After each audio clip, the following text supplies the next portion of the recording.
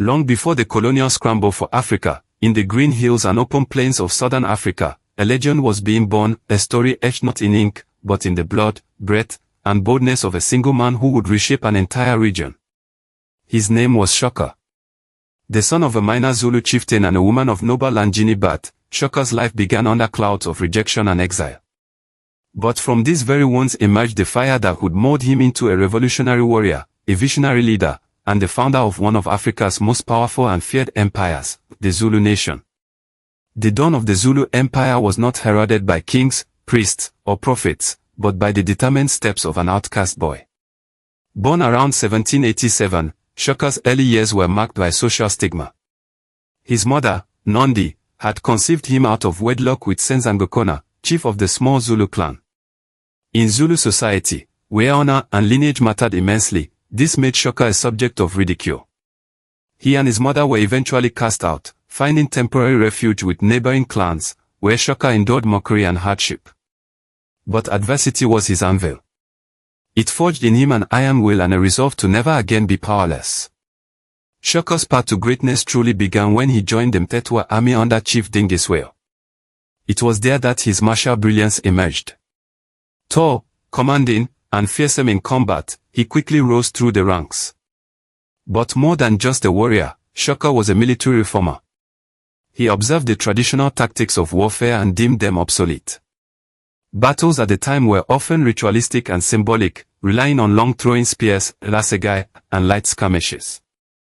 Shaka revolutionized this with ruthless logic.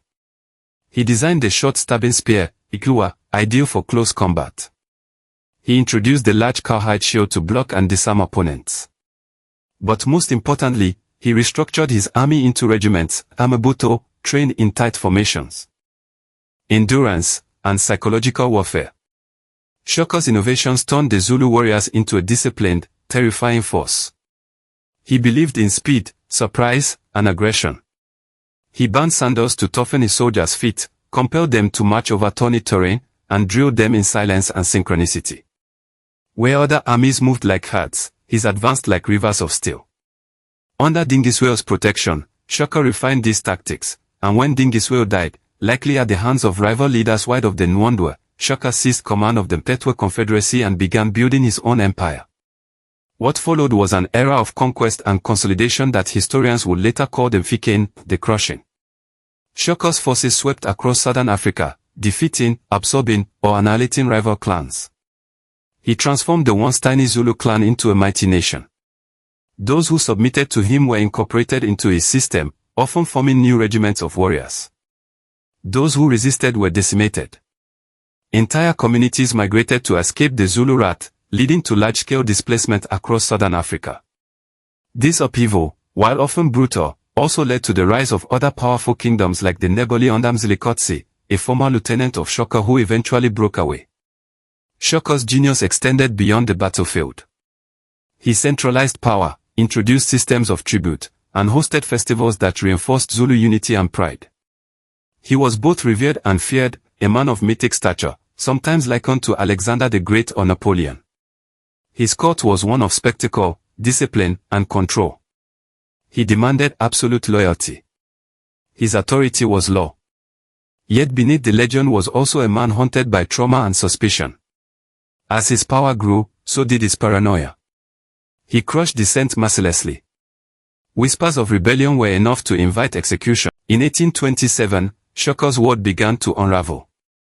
His mother, Nondi, the only figure he had loved unconditionally, died. Her death shattered him. Overwhelmed by grief, Shaka ordered a national mourning so extreme it plunged his kingdom into chaos.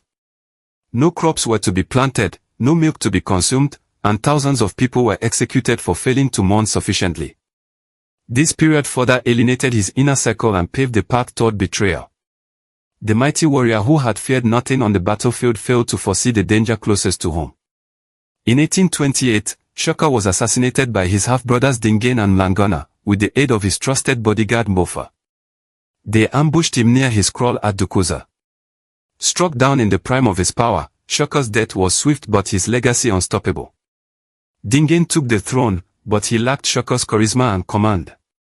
The Zulu Empire would remain powerful for decades, but the era of its founder, bold, brutal, brilliant, had passed. Shaka's impact was seismic. He had taken a fragmented landscape of rival clans and forged a militarized kingdom that would echo across continents. His reign not only shaped the socio-political fabric of Southern Africa but also influenced how colonial power